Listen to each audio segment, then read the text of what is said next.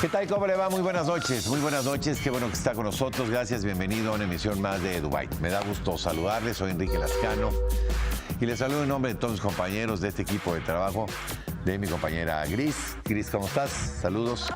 Bueno, y le invito para que se quede con nosotros de aquí hasta las, 22 horas, poquito antes de las 22 horas, tiempo del centro. Vamos a tomarle juntos el pulso a México y al mundo en estos temas. Aquí comenzamos.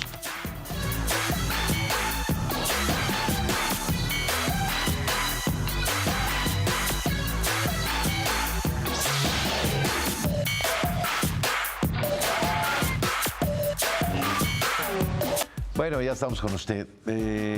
Hay una vieja consigna, ¿no? 2 de octubre no se olvida. Hoy es 2 de octubre. Y bueno, hoy se recuerda el movimiento estudiantil del 68 que dejó precedentes en la historia de México. Gracias a esta movilización, la educación en nuestro país tomó un nuevo derrotero. Los estudiantes han sido escuchados y forman parte esencial de las decisiones de las instituciones educativas.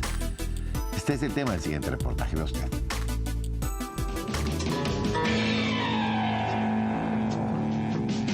Los 60s fueron una década sobresaliente para la historia mundial. El mundo cambiaba a pasos acelerados. El capitalismo y el comunismo se enfrentaban por la hegemonía mundial en varios frentes. El hombre pisó la luna por primera vez. Al mismo tiempo, los jóvenes y las minorías luchaban por sus derechos civiles. Hubo un cambio de paradigma social y educativo. En los campus universitarios, movimientos juveniles abanderaban una nueva forma de convivencia basada en el pacifismo. La educación como punta de lanza de una nueva manera de entender y relacionarse con el mundo, encabezada por una generación que buscaba algo mejor, se vio reflejado además en las aulas, en la cultura y en las artes.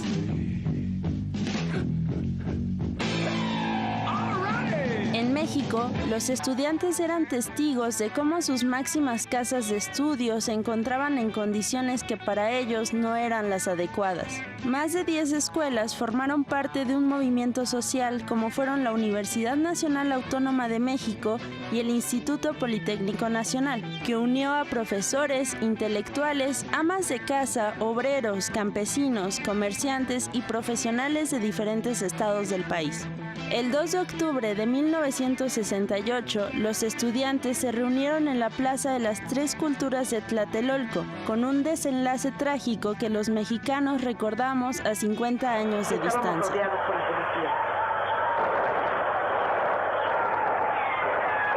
Esa fecha quedó marcada en el movimiento estudiantil, al igual que la historia de nuestro país. 50 años después, han sido testigos de una nueva era de educación y cultura. Como el 68 ha sido ese hito fundador a partir del cual todos los movimientos sociales posteriores se reconocen. Y como todos esos movimientos sociales posteriores toman elementos del 68, de ese inicio de lucha democratizadora, cuando los estudiantes en un pliego petitorio sumamente claro hacen exigencias sumamente razonables que tienen que ver sobre todo con el límite del poder público desde la sociedad civil.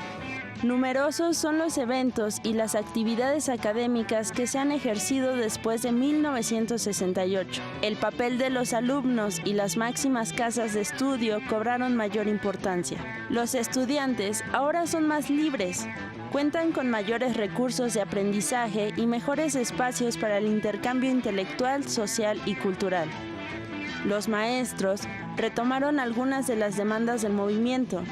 Buscan enseñar las formas de crear un mejor desarrollo nacional, una sociedad incluyente, participativa y democrática. Otro aspecto positivo que yo veo, y dada mi labor como docente, yo puedo reproducir ese pensamiento liberal en mis alumnos.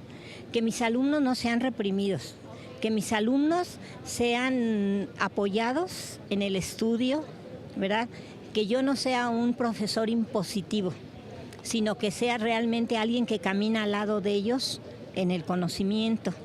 Y eso los va a hacer seres humanos más seguros, más liberales, y tal vez con el tiempo, como ellos van a ser profesionistas y vamos a decir jefes de familia, ellos de alguna manera reproduzcan este pensamiento en sus hijos, y nuestra sociedad tiene que ir cambiando. O sea, yo siento que la única forma de que nuestro país avance es con educación, pero una educación liberal, una educación de respeto, de honestidad, y los maestros estamos obligados a mostrar esos valores. El gobierno hizo una modernización de la educación básica, renovó planes, programas y libros de texto. Enfatizó el aprendizaje autodidacta e impulsó un modelo activo, inquisitivo y crítico. Las universidades hicieron valer su autonomía y se abrió una mayor oportunidad de diálogo. También se priorizó el desarrollo de las personas y se planteó la descentralización de la enseñanza. El movimiento del 68 fue un evento importantísimo en este país. Yo creo que despertó la conciencia y la lucha por tener más libertades, por tener igualdad, por tener un gobierno que atendiera a la comunidad. Los mismos ideales que teníamos en 1968 son los mismos ideales que tienen los jóvenes de querer hacer mejor su país, de querer hacer mejor su institución, de luchar por aquellos que no tienen las condiciones mejores en nuestro país. El 68 fue un parteaguas en la sociedad mexicana. Sin este movimiento no se hubieran dado los cambios educativos que hasta la fecha siguen siendo un punto importante en nuestra sociedad. Estos cambios tuvieron repercusiones en los jóvenes alumnos. También se renovó la educación de los adultos rurales y urbanos y se vivificó la educación formal de los niños y adolescentes, generando una apertura y una transformación que también impactó en la cultura e ideología de la sociedad. A partir de ahí pues fue un poco la punta de lanza, pues justamente para modernizar, para hacer pues más civilizada, más abierta la sociedad, lo cual no quiere decir que no haya habido tropiezos o problemas o que se haya conseguido todo. Pues temas como la transparencia, como la equidad de género, como la democracia misma, como, en fin, muchos tienen un poco origen en esta irrupción de pronto de la juventud en el escenario social, ¿no? en la vida civil, en la vida política incluso. Hoy, las autoridades educativas y los estudiantes siguen realizando diversos encuentros para conocer las necesidades y escuchar las voces que guían a un beneficio en común. Bueno, pues este reportaje. En la Nana Mágica, Fábrica de Creación e Innovación, se llevó a cabo la presentación del libro Adiós al 68. Ejemplar en el que el escritor Joel Ortega reflexiona sobre su participación en este movimiento estudiantil. Los jóvenes creían en fantasías, en movimientos sociales populares, en la solidaridad, unión, los denominados rebeldes sin causa. Era otro porrismo, era la flota más bien, era esa rebeldía aparentemente sin causa. Yo creo que si no colocamos a los teloneros como precedente, como password de los 60 y del 68, entonces no lo vamos a entender. Y por eso yo, Lucina, me metí porque era un niño precoz, muy aburrido. Joel Ortega, autor de Adiós al 68, cuenta la manera en que se vinculó con el movimiento estudiantil de ese año, impulsado en gran medida por la atmósfera en la que creció. A los 12 años de edad, participó con su madre el 8 de agosto de 1960 en una manifestación. El escritor recuerda que la encabezaba un dragón de cartón. Por su parte, su padre se había unido a la huelga de Mexicana de Aviación. Algunos años más adelante, Ortega ya había participado en manifestaciones en distintas partes de la República, como en Michoacán y Sonora, lo cual le brindó experiencia respecto a cómo actuar ante cualquier situación por parte de la fuerza pública.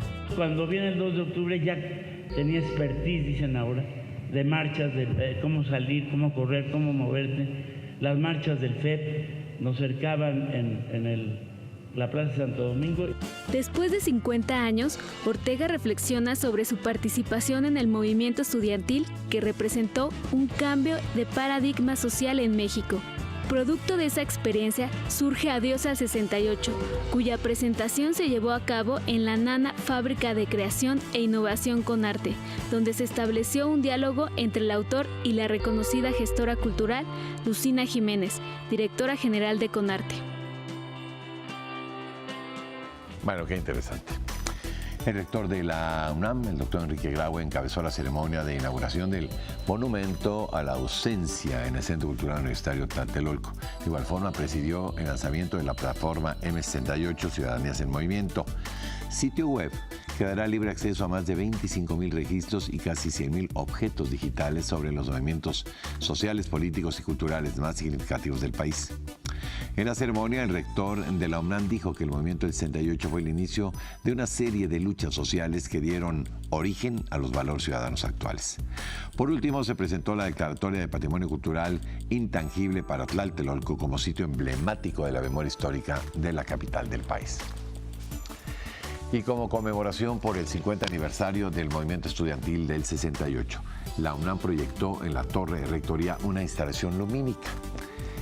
En la fachada poniente del edificio puede observarse la frase "Nunca más", justo debajo de la icónica imagen del 68 de la Paloma de la Paz, atravesada por la punta de una bayoneta. La imagen permanecerá hasta la medianoche de este 2 de octubre.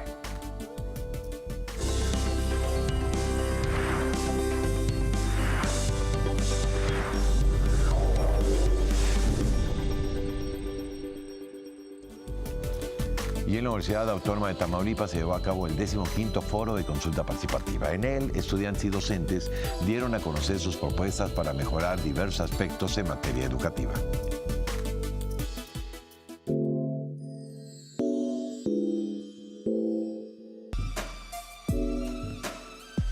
La educación es el pilar para el desarrollo de las sociedades. Benito Juárez aseguraba que esta es fundamental para la felicidad social y para el engrandecimiento de los pueblos. En aras de contribuir al diseño de una propuesta educativa, se realizó en Ciudad Victoria, Tamaulipas, el Foro de Consulta Estatal Participativa, en el que se presentaron una serie de propuestas en materia de educación básica, educación media superior, educación superior y agenda educativa. Este 15º foro se realizó en la Universidad Autónoma de Tamaulipas y, como en las consultas previas, reunió a docentes, alumnos, padres de familia, autoridades escolares e investigadores, quienes coincidieron en el valor de que el diálogo para fortalecer la educación se realice de forma abierta, amplia e informada. El rector de la UAT, José Andrés Suárez Fernández, destacó que para un resultado exitoso en la aplicación de las políticas públicas es preciso contar con la participación de recursos humanos que sumen fuerzas a favor de la educación. Estamos obligados a fortalecer la sinergia entre los sectores gubernamentales, educativos, productivos, sociales, civiles, para promover una educación de calidad y equitativa, fortaleciendo los sectores marginados que aún no tienen acceso a la educación y así fortalecer su carácter laico, gratuito y plural. Los asistentes tuvieron la oportunidad de externar sus propuestas, haciendo énfasis en las necesidades que en su campo han detectado. En su oportunidad, representando a los padres de familia, la señora Ugalde subrayó la necesidad de que se dote a las telesecundarias del país de mejor infraestructura y particularmente que se atienda a los estudiantes con alguna discapacidad. Los padres de familia estamos muy atentos a todo lo que en la escuela se requiere, ya que somos el soporte económico, de servicio y mano de obra para que la escuela funcione mejor. Hoy queremos ser uno mismo con ustedes, el gobierno, para tener mejores instalaciones y una mejor educación. Es importante mencionar que a la escuela acuden jóvenes que tienen alguna discapacidad, ya sea motriz, lento aprendizaje, visual, auditiva o de lenguaje, pero que tienen muchos deseos de ser útiles como persona y a la sociedad. Es por ello que subrayo que es urgente contar con personal especializado para atender a este grupo de alumnos que requiere de un apoyo extraordinario. Como parte del Acuerdo Nacional de la Educación para el Bienestar, el foro recogió propuestas encaminadas a garantizar una educación de calidad y con equidad, llevar a todas las aulas materiales didácticos, mejorar la infraestructura y el mobiliario escolar, además del fortalecimiento de las capacidades de los docentes y las escuelas normales. Nosotros proponemos que se presenten en las escuelas normales, que se establezcan en las escuelas normales en el último grado de estudios, una materia donde se les den a conocer todos los derechos y obligaciones que tienen como futuros maestros, así como también a las prestaciones a las que tendrán derechos como futuros sindicalistas. Entre las propuestas relativas a la educación básica, los profesores y autoridades escolares plantearon la necesidad de capacitar a personal docente para atender a estudiantes con discapacidad, generar espacios para el fomento a la lectura y diseñar talleres para los padres de familia a fin de impulsar y dar seguimiento a los valores escolares. En educación media superior sobresalieron propuestas para mejorar los procesos de capacitación para los docentes, fortalecer los contenidos curriculares que favorezcan la educación de los estudiantes en desventaja y que se dé mantenimiento periódico a la infraestructura tecnológica. En educación superior, los asistentes plantearon ampliar la cobertura por medio de la educación a distancia y crear estrategias de capacitación docente en programas tecnológicos y de psicopedagogía.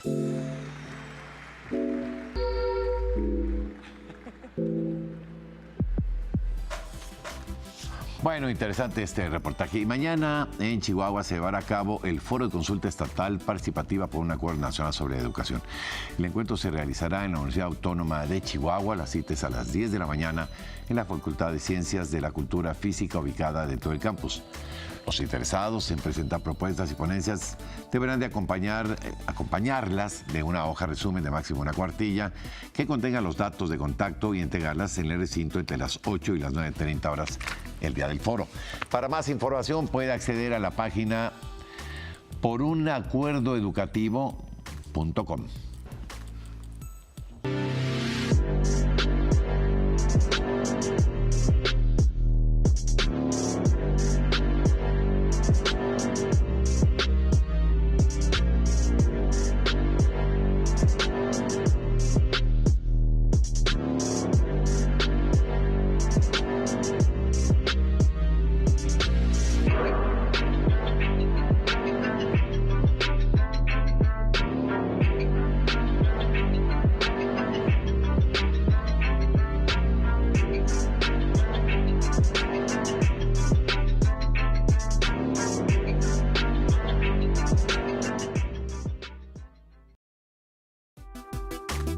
Las universidades interculturales en México buscan acercar a los jóvenes de poblaciones rurales e indígenas a estudiar alguna licenciatura, maestría o doctorado.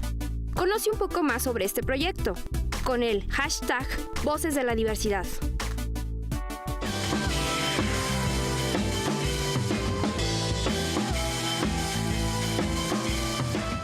Bueno, vamos a la siguiente conversación. Me da mucho gusto que nos acompañe esta noche en el estudio Juan Ignacio Domínguez Luna. Él es el titular del Centro del Patrimonio Inmobiliario Federal. Y él nos viene a platicar un poco sobre el movimiento MX Mi Ciudad. Entre otras instituciones privadas, de la sociedad, del Consejo de la Comunicación. Pero bueno, yo te agradezco mucho que estés con nosotros. Juan, ¿cómo estás? Muy bien, muy buenas noches. Gracias por acompañarnos. Primero, platícame cuál es tu chamba. Bueno, yo estoy trabajando dentro del INDABI, el Instituto de Administración de Avalúos y Bienes Nacionales. ¿De Hacienda? De Hacienda. Bueno, cuya cabeza de sector es Hacienda. Pues, ¿no? Es un instituto desconcentrado de la Secretaría de Hacienda, como por ejemplo el SAT, ¿no? Sí, claro. Es decir, y nosotros tenemos ciertas atribuciones y funciones que tienen que ver con la certeza de la propiedad federal, los inmuebles que son de todos los ciudadanos. Para simplificarlo un poco, el INDABI viene a ser lo que es el casero del país. Somos los que cuidamos los bienes de todos los mexicanos. Y dentro del instituto, una de nuestras principales funciones es velar por el adecuado aprovechamiento y utilización de los bienes inmuebles. Es decir, que no existan bienes, por ejemplo, ociosos, que en lugar de que representen un bien para el país, signifiquen un costo. Y al mismo tiempo los bienes que son muy importantes para nosotros, como pueden ser monumentos históricos, artísticos, culturales, pero también puertos fronterizos, por ejemplo, pues son también pertenencia del INDABI. A ver, ustedes trabajarán, por ejemplo, en el tema de culturales, de cerca con el INO, con el INBA, supongo. Por supuesto. En ese sentido, el instituto es un instituto transversal que toca a todas las instituciones del gobierno federal, porque nosotros somos quienes velamos por la utilización que se le da a los inmuebles de bienes federales de todos los mexicanos.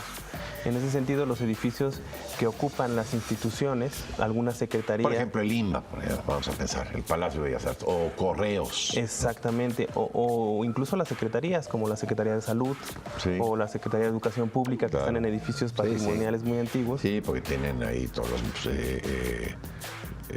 todas las pinturas, ¿no? Los murales, en fin. Pues. Exactamente. Ellos o esas instituciones son personalidades jurídicas independientes, pero nosotros como Instituto de Administración y Avalúos tenemos que velar por el adecuado aprovechamiento y utilización de los inmuebles donde están las oficinas. ¿Esto para qué nos sirve a los mexicanos, Juan? Pues eso básicamente es... pensemos, por ejemplo, que nosotros tenemos una gran casa, que es todo el país, pero sería imposible que todos los mexicanos como sociedad pudiéramos mantener esa casa en buen estado, limpia, etcétera, etcétera, etcétera, ¿no? En ese sentido, aunque cada administración o cada institución, es obviamente responsable de sus propios inmuebles, nosotros como Indavi tenemos una relación muy directa con ellos. Ok, es parte de sus atribuciones. Exacto, entonces nosotros ¿qué hacemos? Ya para simplificarlo más, nosotros nos aseguramos de que los bienes que son de todos los mexicanos de esta gran casa que es México sean bien aprovechados y sean cuidados. Esto más allá de partidos políticos, más allá de... Por supuesto, esto es una institución del gobierno federal, ¿no? Totalmente. Ahora, dime una cosa, cuando hablamos de, y me pareció buena la analogía del casero, ¿no? ¿Cuáles son en lo cotidiano sus responsabilidades, Juan? Bueno, nosotros por supuesto tenemos que dar certeza a la propiedad de estos inmuebles. Esta propiedad es del gobierno federal. Exactamente. Vale tanto eventualmente, ¿no? Si se quisiera a lo mejor enajenar para alguna cosa, su valor es tanto. O a lo mejor no, porque tiene un valor histórico y no se puede. Todas estas cosas, pues. Exactamente, ¿no? Y también nosotros, entre otras cosas, nos encargamos de diseñar y emitir la política pública en términos de bienes inmuebles. La política de bienes inmuebles. De política y gestión de bienes inmuebles. Ahora, Juan Ignacio, cuéntame de este movimiento MX Mi México. Claro que sí. Mira, el movimiento MX Mi México inicia en 2016 como una iniciativa del Consejo de la Comunicación. Justamente el Consejo de la Comunicación nota que en México tenemos una contradicción muy interesante que tiene que ver con lo orgullosos que estamos nosotros como ciudadanos de toda nuestra riqueza inmueble, nuestra riqueza patrimonial, nuestra riqueza cultural. ¿Y dónde está la contradicción? Pues que aun cuando estamos bien orgullosos de ese bien, que tiene un gran valor en términos incluso económicos, por el turismo, sí, claro, en términos culturales, en términos patrimoniales, de identidad, de tradición y de pertenencia, pues a pesar de eso, de pronto vamos al Nevado de Toluca, a la Marquesa, tenemos nuestro día de campo y se nos olvida la basura. O de pronto sabemos... No, pintarrajeas uno de estos edificios que son patrimonio histórico, patrimonio arquitectónico. O vas al centro de la Ciudad de México y de pronto pues hay chicles en la carpeta asfáltica, ¿no? Sí. Que duran ahí años y años. No, pegan propaganda en edificios históricos, ¿no? Todo ese tipo de cosas evidentemente van dañando este patrimonio. Claro. Entonces, como sociedad nosotros podríamos hacer iglesias, ¿no? Más. También porque... Pues, otro ejemplo, ¿no? Ahora, no existe un presupuesto que pudiera alcanzar para mantener todos los inmuebles que en México tenemos. Yo estoy de acuerdo contigo. Lo que sí existe es a lo mejor un presupuesto para concientizar. Claro que sí. Nosotros en México tenemos 109.567 inmuebles federales en todo el país, a nivel nacional, ¿no? Entonces, justamente como es imposible decir, bueno, es que esto le toca al INA, que lo arregle el INA, esto le toca a esta institución, que lo pague esta institución, esto el Indavi, no se podría, ¿no? Entonces, nosotros apostamos por algo mucho más ambicioso, que es detonar conciencias entre los ciudadanos. Detonar conciencias y, sobre todo, hacer que las personas se apropien de esto como patrimonio. Si nosotros tomamos conciencia de que todos estos inmuebles son nuestros, pues los vamos a empezar a cuidar como cuidamos nuestra casa, como cuidamos nuestro carro, como cuidamos nuestras propiedades. Entonces, ¿qué es el Movimiento en México? Bueno, el Movimiento en México en realidad es una campaña que tiene presencia todo el año, pero que se intensifica una vez al año, ¿no? Por etapas. Esta es nuestra tercera etapa. ¿Y en qué consiste esta campaña? Bueno, tenemos presencia en diferentes sitios que son bienes federales, que son de valor patrimonial y cultural, y ahí los compañeros del Consejo de la Comunicación hacen actividades recreativas y de ocio, les llamamos activaciones, para toda la familia, para todos los ciudadanos, donde ellos se pueden acercar.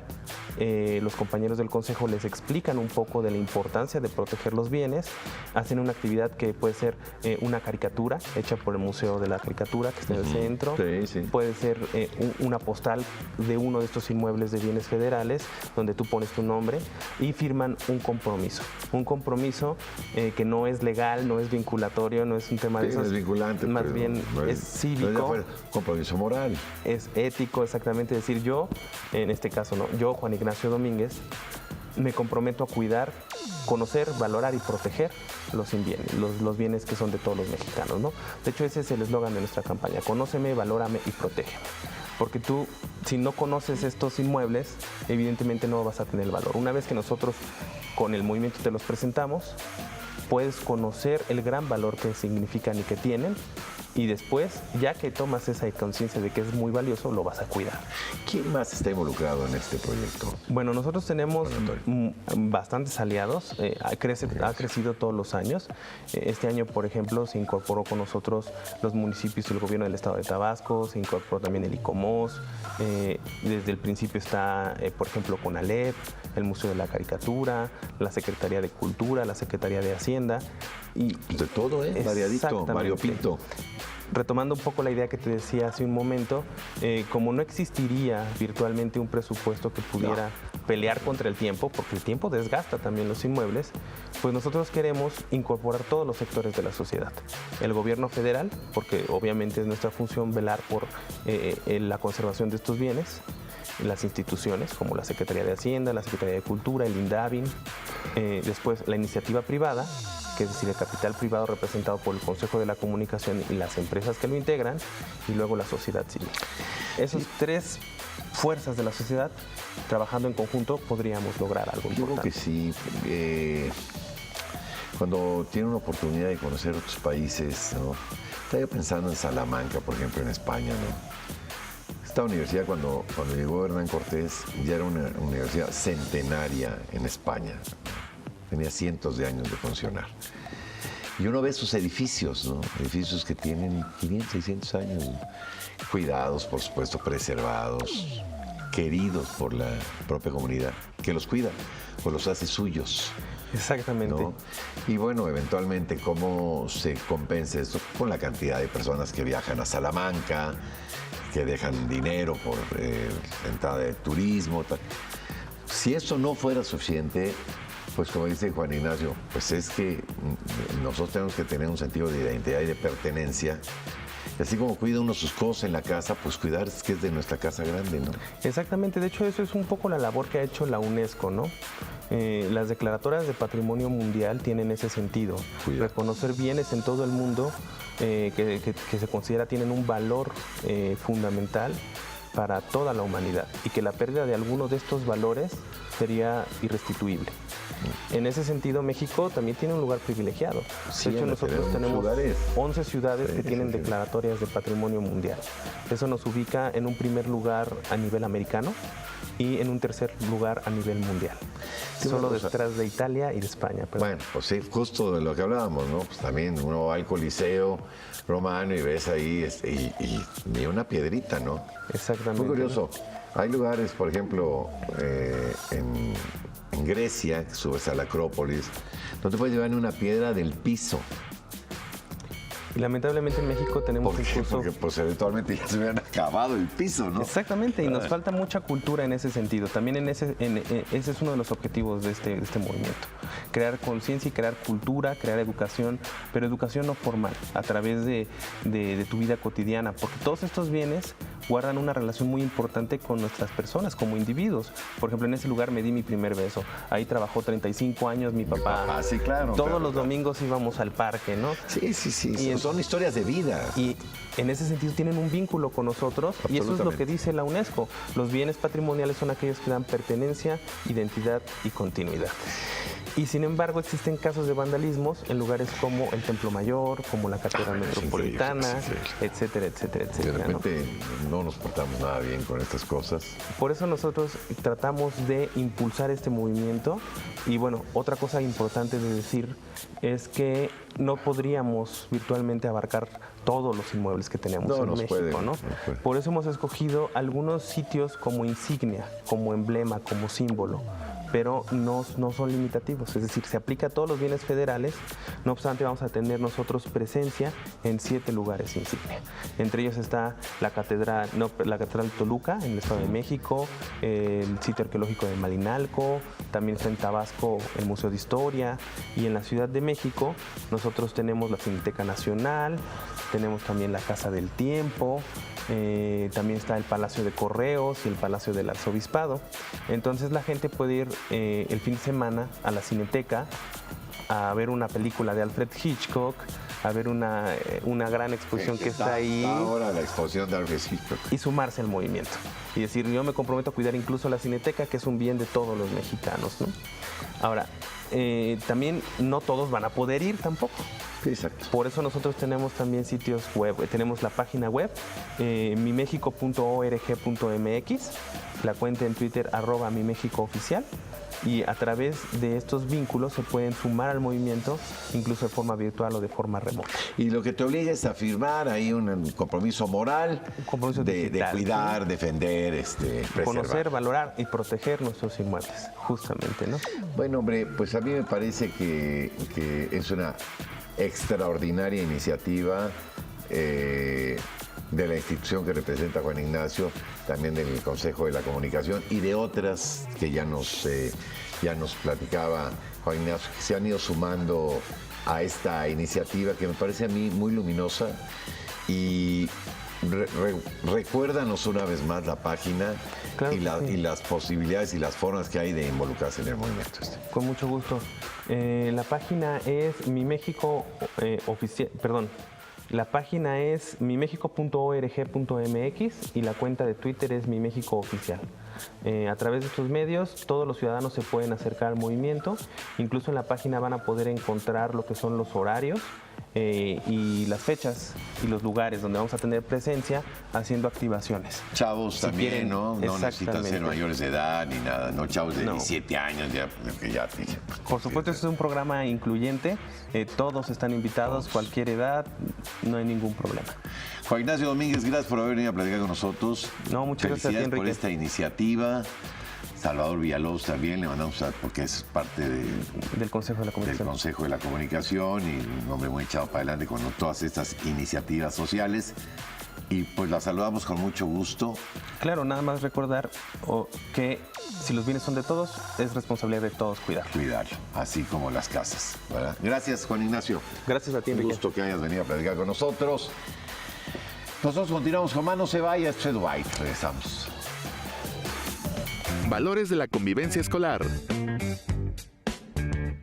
Perseverancia es el esfuerzo continuo que realizamos para alcanzar nuestros objetivos, a pesar de los obstáculos que pueden surgir en el camino. Somos perseverantes cuando trabajamos con constancia, firmeza y tenacidad. Ser perseverante y no darse por vencido es un elemento fundamental para tener éxito. Para aprender a aprender, es necesario aprender a convivir. Bueno, pues esta iniciativa es muy interesante, hay que cobijarla a todos. En el mundo de las letras, el Nobel de Literatura es uno de los premios más esperados cada año, ¿no? Sin embargo, este año el galardón no va a ser entregado. ¿Usted recuerda por qué? Bueno, aquí le informamos a este respecto. El Premio Nobel de Literatura es uno de los galardones más esperados por la comunidad literaria y académica mundial. Su entrega genera cada año mucha expectación entre editoriales, autores y público en general. Aunque es la 7ª ocasión que la entrega de este galardón se pospone, 2018 es la primera ocasión que es a causa de una polémica relacionada con acoso hacia mujeres, por lo que la Academia Sueca determinó. En el ámbito relacionado con la educación y la literatura, la primera mujer latinoamericana en recibir esta distinción de la Academia Sueca fue la pedagoga y escritora chilena Gabriela Mistral en 1945. Pero, ¿cómo se elige al Premio Nobel? El Comité del Nobel está compuesto por 5 de los 18 miembros que forman la Academia Sueca, un organismo permanente de creación real cuyos miembros ocupan el cargo de manera vitalicia, con el deber principal de mejorar la pureza, el vigor y la majestad de la lengua sueca. El comité prepara una lista a partir de los candidatos presentados por importantes organismos académicos y literarios de todo el mundo, incluida la propia academia y los laureados vivos, para que los 18 miembros se elijan por mayoría en sesión plenaria, expone Benedict Anderson en su texto Los no galardonados, notas sobre el Premio Nobel de Literatura. Para 2019, la Academia Sueca ha comprometido entregar 2 galardones en esta disciplina. Por lo pronto, en la Semana del Nobel, el mundo deberá aguardar un año para conocer a los 2 ganadores de esta distinción. Bueno, ahí se vieron imágenes de Octavio Paz, uno de los 3 personajes que han ganado el premio Nobel, ¿no? Doctor Mario Molina, el propio Octavio Paz y el premio Nobel de la Paz, que lo ganó don Alfonso García Robles, que fue el primero que obtuvo el país. Por sus sobresalientes innovaciones en el campo de la física láser, Arthur Ashkin, Donna Strickland y Gerard Murrow fueron galardonados con el Premio Nobel de Física 2018. Strickland se convirtió en la tercera mujer en conseguir el Nobel, la primera en 55 años. La Real Academia de Ciencias de Suecia otorgó el Premio Nobel de Física 2018 al estadounidense Arthur Ashkin, la canadiense Donna Strickland y el francés Gerard Murrow. Esto por sus revolucionarios estudios sobre rayos láser aplicados en múltiples aplicaciones en medicina y procesos industriales. La Real Academia Sueca de Ciencias ha decidido hoy otorgar el Premio Nobel de Física 2018. Por una parte, a Arthur Ashkin por la creación de las pinzas ópticas y su aplicación a sistemas biológicos, y por otra, a Gerard Murrow y Donna Strickland por su método de generar pulsos ópticos ultracortos de alta intensidad. Donna Strickland se convirtió en la primera mujer en ganar el Premio Nobel de Física en 55 años y la tercera en obtenerlo en toda la historia del Nobel. Esto dijo la canadiense después de darse a conocer a los laureados. Bueno, primero que todo debes pensar que es una locura. Así que ese fue mi primer pensamiento. Y siempre te preguntas si es real. En cuanto a compartirlo con Gerard, por supuesto que me emociona. Él fue mi supervisor, mi mentor y quien llevó a la amplificación de pulso gorjeado a grandes alturas, por lo que definitivamente merece este premio. Y estoy tan feliz de que Arthur Ashkin también ganó. Creo que hizo tantos descubrimientos, mucho antes que otras personas que también han hecho grandes cosas. Es fantástico que finalmente sea reconocido.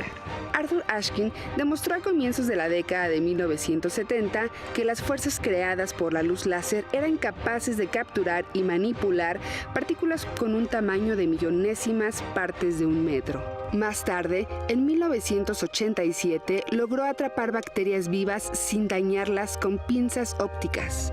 Por su parte, Gerard Murrow y Donna Strickland allanaron el camino hacia los pulsos de láser más intensos jamás creados por la humanidad.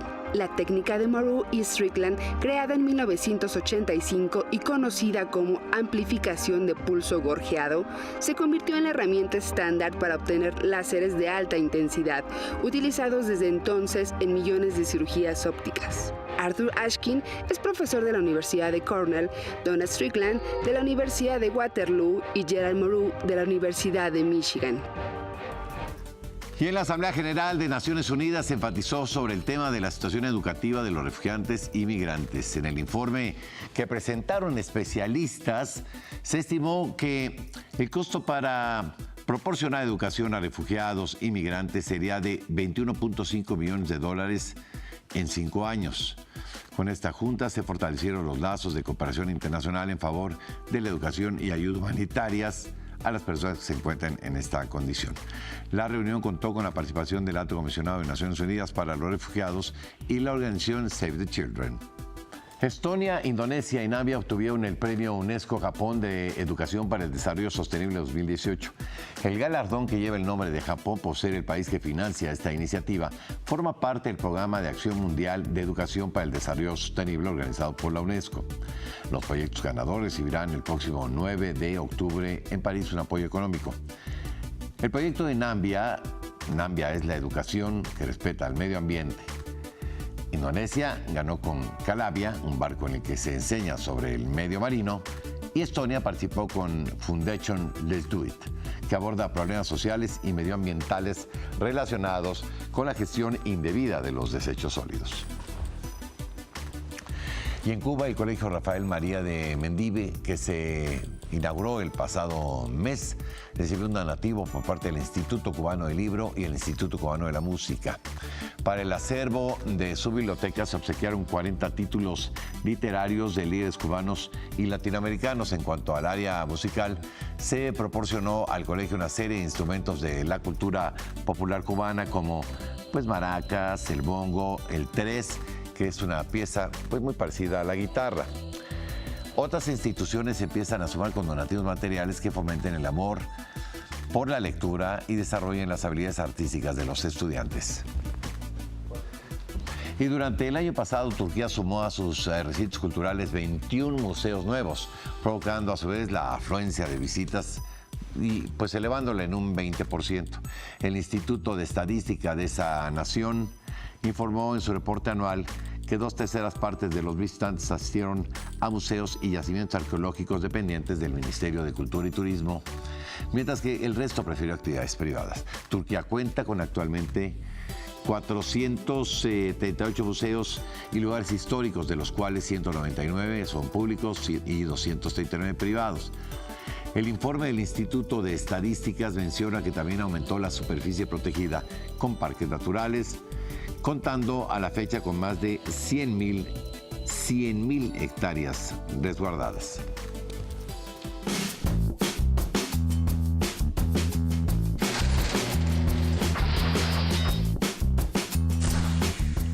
Día Internacional de la No Violencia.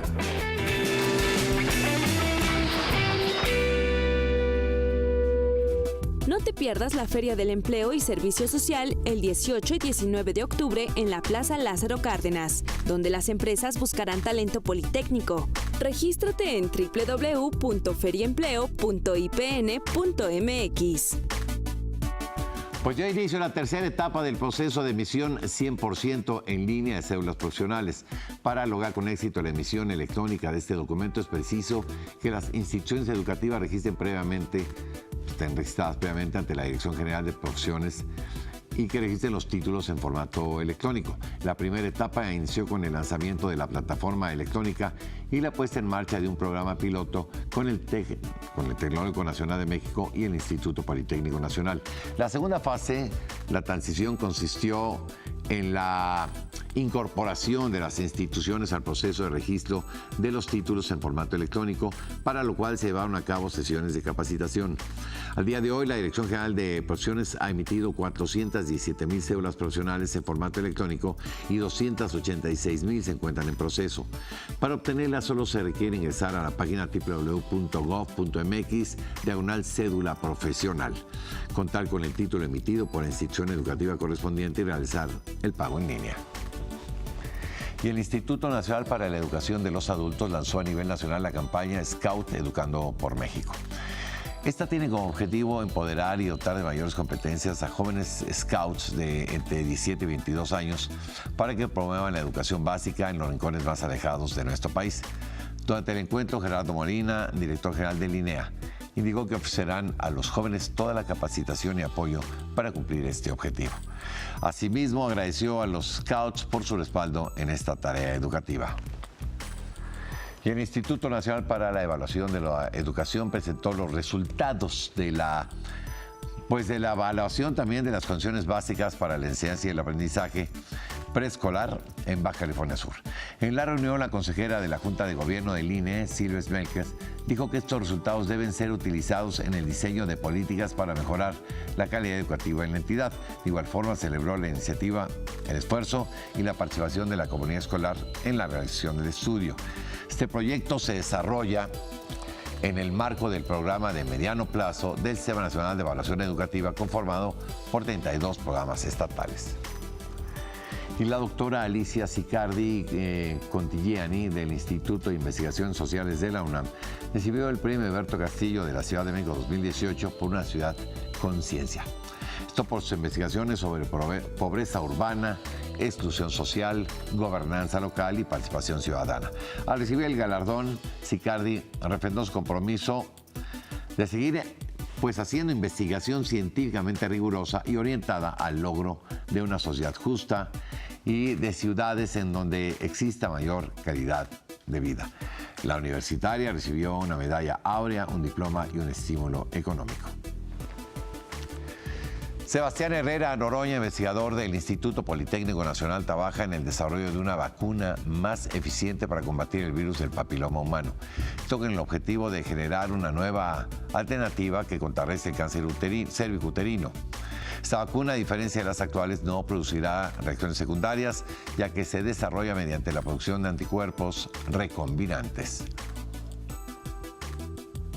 Que es el uso de anticuerpos. Esto es como una vacunación pasiva, así se llama, donde lo que se hace es que se le pone a las personas que tienen la enfermedad o alguien que pueda ser propenso, se le ponen esos anticuerpos que van dirigidos contra la enfermedad, contra el virus, en este caso el papiloma humano, y esos anticuerpos lo que hacen es que reconocen al patógeno, al virus, y se unen a él y empiezan toda una cascada para que el cuerpo genere una memoria, como hacen las vacunas convencionales. ¿Cuál es la ventaja? Que aquí lo que estamos utilizando son moléculas que producen normalmente nuestro cuerpo, que son los anticuerpos. Entonces, nosotros lo que hacemos en el laboratorio es producir esos anticuerpos de forma recombinante en células de mamífero. Utilizamos un modelo que son las células CHO, que son de células de hámster, y de estas células se encargan de producir el anticuerpo. Investigadores de la UNAM Campus Morelos desarrollaron membranas capaces de retener hasta el 98% metales pesados presentes en el agua. Estas nanofibras podrían ser una alternativa para garantizar agua purificada en escuelas, centros laborales, espacios públicos y hogares en zonas marginadas. Ahora los expertos pretenden lograr un método simple que permita lavar y reusar las nanofibras para maximizar su funcionalidad a mediano y largo plazo. De acuerdo a la Agenda Ambiental 2018, diagnóstico y propuestas de la UNAM, en México solo 57% de las aguas residuales urbanas se someten a tratamiento, mientras que las no tratadas son reutilizadas para el riego. Solicita la beca de prácticas o estadías profesionales 2018. Esta convocatoria es para que los estudiantes realicen prácticas o estadías profesionales dentro de un programa de formación dual, incorporándose a una empresa del ramo laboral de su profesión y área de conocimiento, alternando el aprendizaje en el aula y la empresa con el propósito de aplicar los conocimientos adquiridos y fortalecer con ello su formación profesional. Visita la página www.gov.mx/CEP.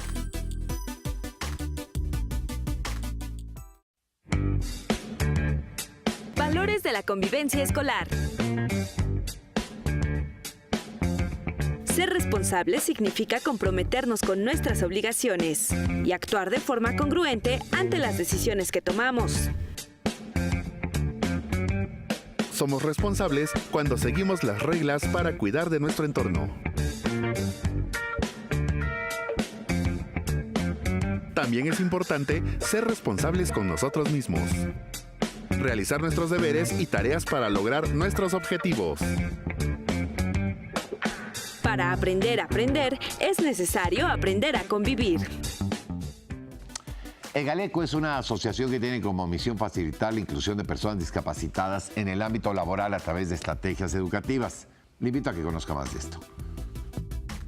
En México, aproximadamente 10% de la población tiene alguna discapacidad. Facilitar la inclusión de estas personas en el ámbito laboral a partir de la implementación de estrategias educativas es la misión de EGALECO, una asociación conformada por especialistas en educación para personas discapacitadas. ¿Cuál es la función de EGALECO? Es desarrollar alternativas de educación para personas en situación de vulnerabilidad y para las asociaciones que apoyan a este tipo de grupo poblacional. Básicamente, nuestra experiencia ha sido atender a personas en situación de discapacidad y desarrollar alternativas educativas para personas con discapacidad y también de inclusión laboral. Su creación nace de la necesidad de enriquecer a la sociedad con los saberes y experiencias de las personas con discapacidad y contribuir al logro de que sea inclusiva y equitativa con oportunidades para todos. Por el reto que significa la falta de oportunidades educativas para personas en situación de vulnerabilidad. El tiempo que tenemos trabajando con el tema de discapacidad, nos hemos dado cuenta que las personas en estas circunstancias pasan un vía crucis durante toda su vida para tener oportunidades de desarrollo educativo. Y esto, por supuesto, limita sus alternativas en la búsqueda de empleo, en la búsqueda de trabajo. Nuestra intención es desarrollar alianzas y brindar alternativas de capacitación y formación a todos los niveles.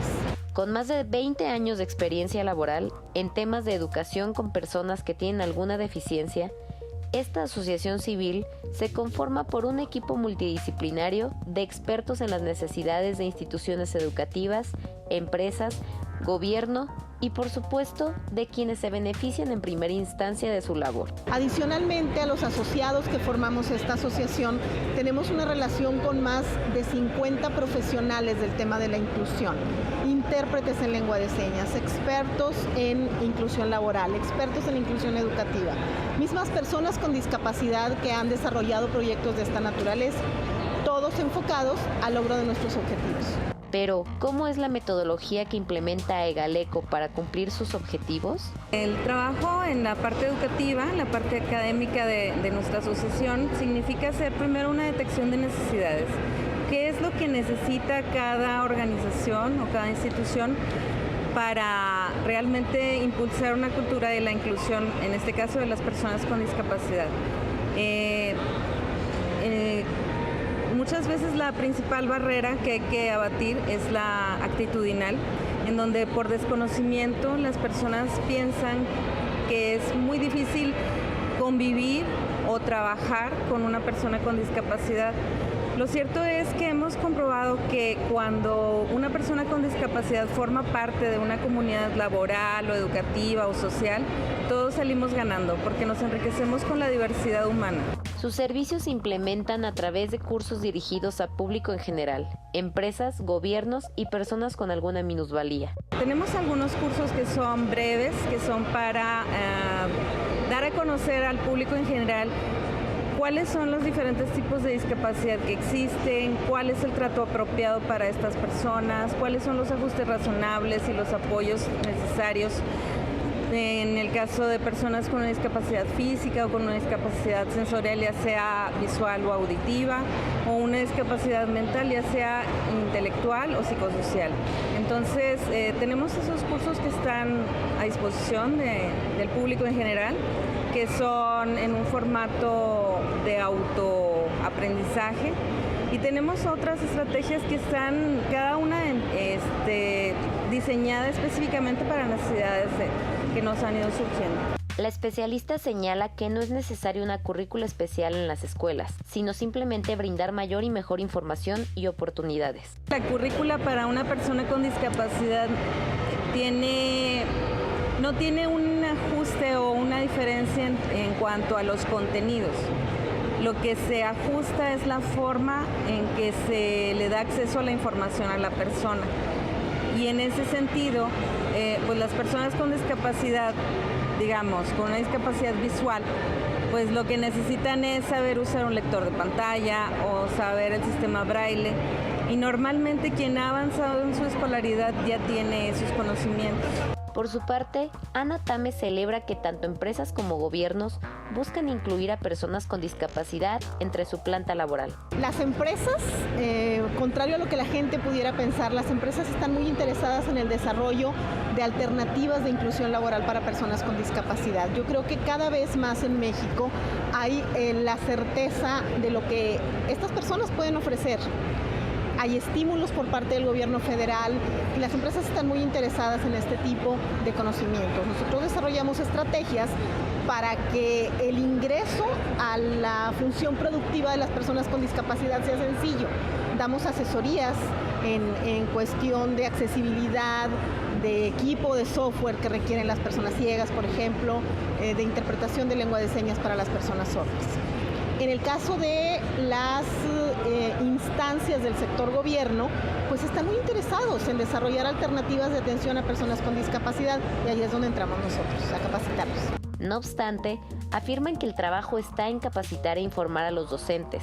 Por ello, la necesidad de vincular a las instituciones educativas en esta perspectiva de inclusión social. Este es el reto principal, el que los docentes puedan conocer cuáles son las necesidades de las personas con discapacidad. Como mencionábamos hace un rato, no se requiere ninguna modificación en el proceso de aprendizaje, ni en la currícula, ni en la estrategia de evaluación. Se requiere que los docentes tengan el conocimiento de cómo incluir a este tipo de alumnos al aula regular. La integración ya no funciona. La integración es poner a todas las personas con discapacidad en un espacio educativo diferente a los chicos que no la tienen. Lo ideal es incluirlos en el mismo espacio de enseñanza-aprendizaje con el conocimiento de los docentes y con los pequeños ajustes razonables que se deben de hacer para que los muchachos con discapacidad puedan aprender. Aunque las actividades de EGALECO se llevan a cabo principalmente en Nuevo León, sus servicios de capacitación pueden ser implementados en todo el país. Bueno, pues ya nos vamos, ya se nos agotó el tiempo, qué pena. Pero el día de mañana lo espero a la hora de costumbre, 21 a las 9 de la noche, tiempo del centro, a través de Aprende TV, Ingenio TV, de nuestras redes sociales, por ahí van a aparecer, la personal, para que usted se comunique, nos haga llegar los comentarios, sugerencias, siempre bienvenidos. Recuerde que este espacio es suyo. Gracias pues, gracias Gris. Y en nombre de todos mis compañeros de este equipo de trabajo, yo soy Enrique Lascano, que tenga usted lo que reza de ella, una aventurosa noche. Hasta mañana.